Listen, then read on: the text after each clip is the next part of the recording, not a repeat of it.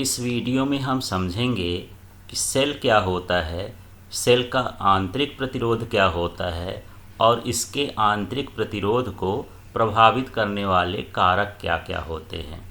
तो यहाँ देख लीजिए, तो सेल एक ऐसी युक्ति है जो रासायनिक ऊर्जा को विद्युत ऊर्जा में रूपांतरित करती है। तो रासायनिक ऊर्जा को विद्युत ऊर्जा में रूपांतरित करने वाली युक्ति ही सेल कहलाती है। तो सेल के अंदर कुछ रासायनिक पदार्थ भरे होते हैं, वही रासायनिक पदार्थ विद्युत धारा को प्रवाहित करने का कार्य करते हैं। तो जो युक्ति रासायनिक ऊर्जा को विद्युत ऊर्जा में परिवर्तित करती है उसे ही क्या कहा जाता है, सेल कहा जाता है। अब यहाँ पर जो सेल होते हैं वो दो तरह के होते हैं। जिन सेलों में रासायनिक अभिक्रिया अनुत्क्रमणीय होती है उन्हें प्राथमिक सेल कहते हैं। मतलब ऐसे सेल जिनका हम दोबारा उपयोग नहीं कर सकते, उनको चार्ज नहीं कर सकते, आवेशित नहीं कर सकते, ऐसे सेलों को हम क्या कहते हैं, प्राथमिक सेल कहते हैं। जैसे यहाँ पर उदाहरण के लिए वोल्टी सेल, लेक्लांसी सेल, शुष्क सेल, डेनियल सेल, ये इस तरह के सेल हैं जो प्राथमिक सेल की श्रेणी में आते हैं।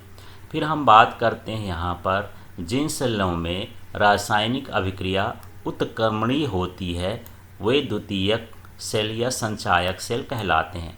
अर्थात इस प्रकार के सेलों को हम चार्ज करके दोबारा उपयोग कर सकते हैं। तो इनमें रासायनिक क्रिया उत्क्रमणीय हो जाती है, तो इन सेलों को संचायक सेल कहते हैं। जैसे सीसा संचायक सेल, नीफे सेल, एडिशन सेल, जो आपके मोबाइल की बैटरी है जिसको बार बार आप आवेशित करते हो, चार्ज करते हो, फिर उपयोग करते हो, इस तरह के सेल जो होते हैं वो द्वितीयक सेल की श्रेणी में आते हैं। जब बाह्य विद्युत स्रोत से द्वितीयक सेल को धारा दी जाती है तो विद्युत ऊर्जा रासायनिक ऊर्जा में संचित होती है। इस क्रिया को आवेशन कहते हैं। तो इसको आप आसानी से समझेंगे, जब आप मोबाइल को प्लग में लगाते हो तो क्या कहलाया, बाह्य विद्युत स्रोत कहला गया। तो क्या होता है, उसमें विद्युत ऊर्जा आप देते हो और रासायनिक ऊर्जा में परिवर्तन हो जाता है।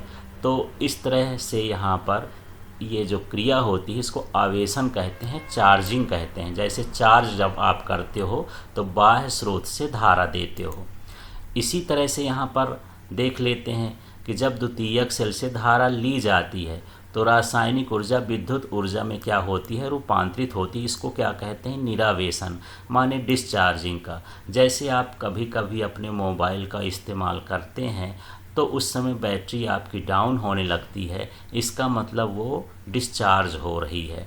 तो यहाँ पर आवेशन का मतलब चार्ज करना है और निरावेशन का मतलब होता है उसको डिस्चार्ज करना है। तो आवेशन में हम धारा बाह्य स्रोत से देते हैं और निरावेशन में हम धारा सेल से लेते हैं।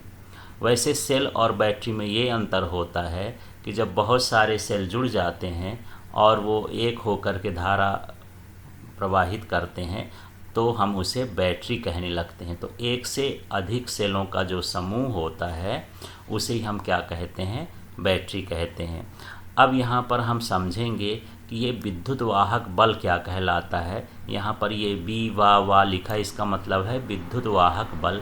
तो इसकी दो परिभाषाएं हैं, एक यहाँ से यहाँ तक है, इसको समझ सकते हैं। एकांक धनावेश को सेल के धन ध्रुव से ऋण ध्रुव तक ले जाने में किया गया कार्य सेल का विद्युत वाहक बल कहलाता है।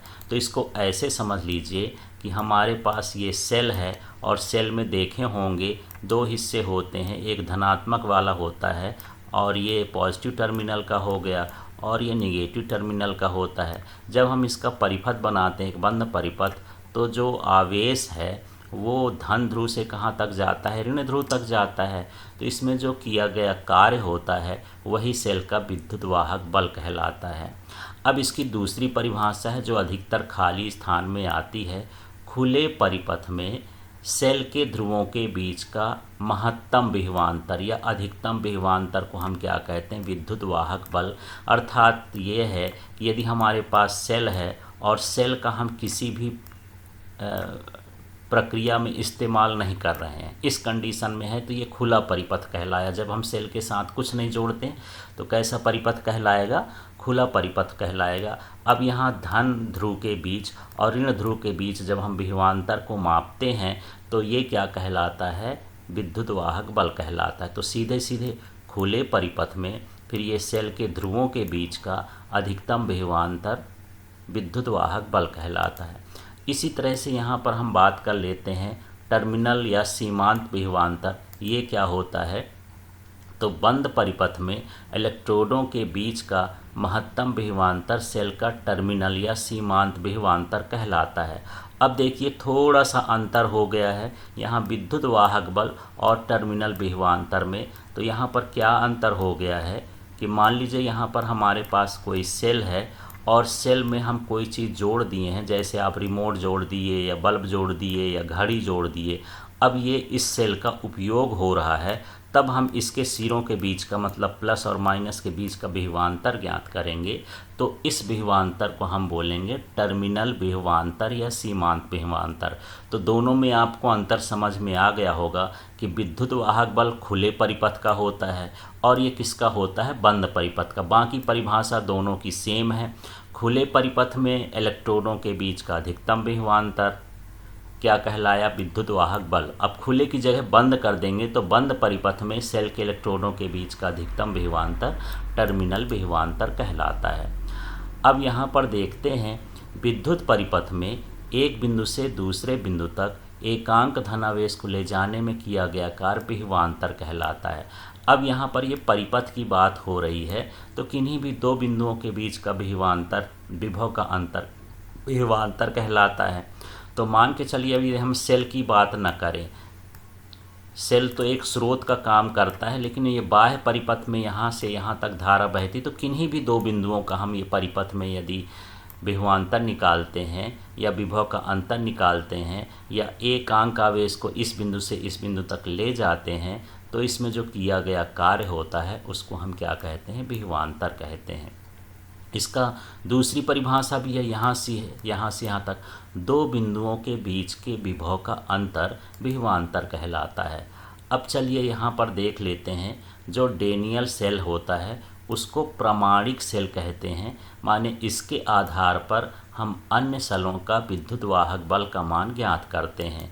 वैसे डेनियल सेल का जो विद्युत वाहक बल होता है वो 1.08 वोल्ट होता है। इसी तरह से यदि शुष्क सेल हो तो उसका जो विद्युत वाहक बल होता है वो 1.5 वोल्ट होता है। और इन्हीं सेल को इकट्ठा करके हम क्या? बैटरी बनाते हैं।